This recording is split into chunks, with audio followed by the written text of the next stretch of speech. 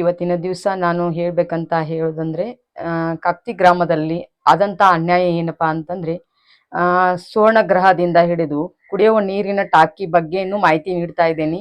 ಗ್ರಾಮ ಪಂಚಾಯತಿಯವರು ಏನೇನು ಮೋಸ ಮಾಡಿದ್ದಾರೆ, ಏನು ಅನ್ಯಾಯ ಮಾಡಿದ್ದಾರೆ ಅಂತ ಅದ್ರ ಬಗ್ಗೆ ಎಲ್ಲ ಹೇಳ್ತೀನಿ.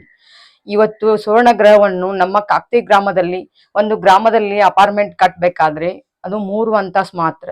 ಇವರು ಒಂದು ಆ ಯಾವ ರೀತಿ ಪರ್ಮಿಷನ್ ಕೊಟ್ಟಿದ್ದಾರೆ, ಅದು ರೈತರ ಹೊಲದಲ್ಲಿ ರೈತರಿಗೆ ಮೋಸ ಮಾಡಿ ಯಾವ ರೀತಿ ರೈತರ ಮೇಲೆ ಅನ್ಯಾಯ ದಬ್ಬಾಳಿಕೆ ಮಾಡಿಕೊಂಡು ಆ ರೈತರ ಹೊಲವನ್ನು ಖರೀದಿ ಮಾಡಿ ಇವರು 15 ಅಂತಸ್ತುಗಳನ್ನು ಕಟ್ಟಡ ಮಾಡೋದಿಕ್ಕೆ ಕೊಟ್ಟಿದ್ದಾರೆ.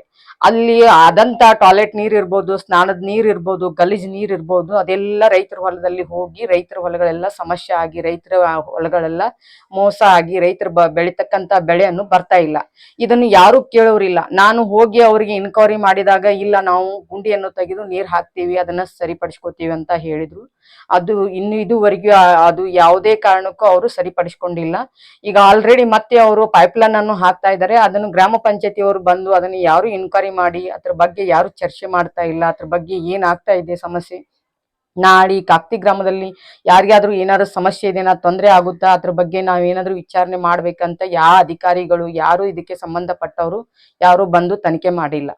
ಕುಡಿಯೋ ನೀರಿನ ಟಾಕಿ ಬಗ್ಗೆ ನಾನು ಹೋಗಿ ನಮ್ಮ ತಾಲೂಕಾ ಪಂಚಾಯತಿಗೆ ನಾನು ಮಾಜಿ ಮೆಂಬರ್ ಅದೇನೆ ಅಂತ ಜಮನಾ ಕೋಳಿ ಬಾಳು ಕೋಳಿ ಅವರು ಉಪಾಧ್ಯಕ್ಷರಿಗೆ ಹೇಳಿ ರಾತ್ರೋರಾತ್ರಿ ಇದನ್ನು ಕಳ್ಳತನ ಮಾಡಿ ಗ್ರಾಮ ಪಂಚಾಯತಿಯವರು ಟಾಕಿಯನ್ನು ಓದಿದ್ದಾರೆ. ಇದು ಇವರಿಗೆ ಸಾಕಾಗ್ತಾ ಇಲ್ಲ.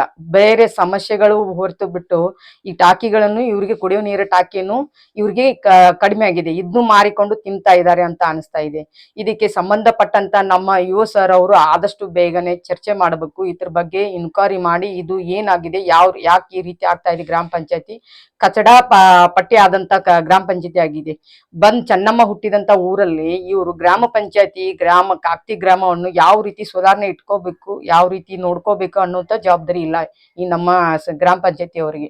ನಮ್ಮ PDO ಅವರು ಆಗಿರ್ಬೋದು, ಸಂಬಂಧಪಟ್ಟಂತ ಅರುಣ್ನಾಥ್ ಭವನ್ ಅವರು, ಆಮೇಲೆ ಅದಕ್ಕೆ ಸಂಬಂಧಪಟ್ಟಂತ ಸೆಕ್ರೆಟರಿ ಅವರು ಸೋಮನಾಥ್ ಅವರು ಇರ್ಬೋದು, ಅದು ಹೋದಂತ ಎಲ್ಲ ಸದಸ್ಯರು, ಅಧ್ಯಕ್ಷರು, ಉಪಾಧ್ಯಕ್ಷರು, ಇವರು ಎಲ್ಲರೂ ಕೂಡಿ ಈ ತರ ಮೋಸ ಮಾಡಿದಾರಲ್ಲ, ಇವ್ರಿಗೆ ತಕ್ಕ ಶಿಕ್ಷೆ ಆಗ್ಬೇಕು, ಇವ್ರಿಗೆ ತಕ್ಕ ಪಾಠ ಕಲಿಸ್ಬೇಕಂತ ನಾನು ಸಂಬಂಧಪಟ್ಟಂತ ಅಧಿಕಾರಿಗಳಿಗೆ ಕೇಳ್ಕೊತಾ ಇದ್ದೀನಿ. ಅಲ್ಲಿ ಉಳಿದಂತ ಇನ್ನೂ ತುಂಬಾ ಸಮಸ್ಯೆಗಳಿದಾವೆ. ಈ ಗ್ರಾಮ ಪಂಚಾಯತಿ ಅವ್ರು ಯಾವ ರೀತಿ ಸಮಸ್ಯೆ ಮಾಡಿದಾರೆ ಅಂದ್ರೆ ನಾನು ಹೇಳ್ತಾ ಹೋಗ್ತಿದ್ದೀನಿ.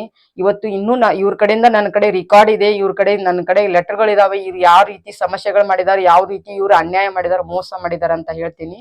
ಇವ್ರು ಮ್ಯಾಗ್ ಗುಡ್ದಾಗ ಬಂದಂತ ನಮ್ಮ ಚೆನ್ನಮ್ಮ ಹುಟ್ಟಿದಂತ ಊರಲ್ಲಿ ಗುಡ್ದಾಗಿದ್ದಂತ ಜಾಗವನ್ನು ಸಾಲ್ತಾ ಇಲ್ಲ ಇವರಿಗೆ. ಇವರು ಗ್ರಾಮ ಪಂಚಾಯತಿಯವರು ಸದಸ್ಯರು ತಗೊಳ್ತಾ ಇದ್ದಾರೆ, ಅದನ್ನು ಮಾರ್ಕೊಂಡು ತಿಂತಾ ಇದ್ದಾರೆ. ಆ ನಂತರ ಇಲ್ಲಿ ನಮ್ಮ ಮೂಕ್ ಬಸವನ ಜಾಗದಲ್ಲಿ ಇವ್ರಿಗೆ ಜಾಗವನ್ನು ಸಾಲ್ತಾ ಇಲ್ಲ. ಅಧ್ಯಕ್ಷರು, ಉಪಾಧ್ಯಕ್ಷರು ಇವ್ರ ಜಾಗಗಳನ್ನ ತಗೊಂಡು ಮಾರಿಕೊಂಡು ತಿಂತಾ ಇದ್ದಾರೆ. ಇವ್ರಿಗೆ ಇನ್ನೂ ಏನೇನು ಉಳಿದಿದೆ, ಇನ್ನು ಗಟ್ಟರುಗಳು ಮಾತ್ರ ಇನ್ನ ಬಂದಂತ ಹಣವನ್ನು ತಗೊಂಡು ಮಾರ್ಕೊಂಡು ತಿನ್ನುವಂತ ಮಾತ್ರ ಉಳಿದಿದೆ. ಇದಕ್ಕೆ ಸಂಬಂಧಪಟ್ಟಂತವ್ರು ಎಲ್ರು ಬಂದು ಇದನ್ನ ಇನ್ಕ್ವೈರಿ ಮಾಡಿ ತನಿಖೆ ಮಾಡುವವರೆಗೂ ನಾನು ಪ್ರಿಯಾಂಕಾ ಖರ್ಗೆ ಅವರು ಭರೋಸಿವ ನಾವು ಗ್ರಾಮ ಪಂಚಾಯತಿಗೆ ಬುಧವಾರ ದಿವಸ 23ನೇ ತಾರೀಕಿಗೆ ಕೀಲಿ ಹಾಕುವಂತ ಕೆಲಸ ಮಾಡ್ತಾ ಇದ್ದೀನಿ. ನಾವು ಸ್ಟ್ರೈಕ್ ಕೂತ್ಕೋತಾ ಇದ್ದೀವಿ. ಎಲ್ಲ ನಮ್ಮ ಕಾಕ್ತಿ ಗ್ರಾಮದವರು, ನಮ್ಮ ರೈತ ಸಂಘಟನೆದವರು ಸಂಬಂಧಪಟ್ಟಂತ ಎಲ್ರು ಈ ಇದಕ್ಕೆ ಭಾಗಿ ಆಗ್ತಾ ಇದ್ದಾರೆ.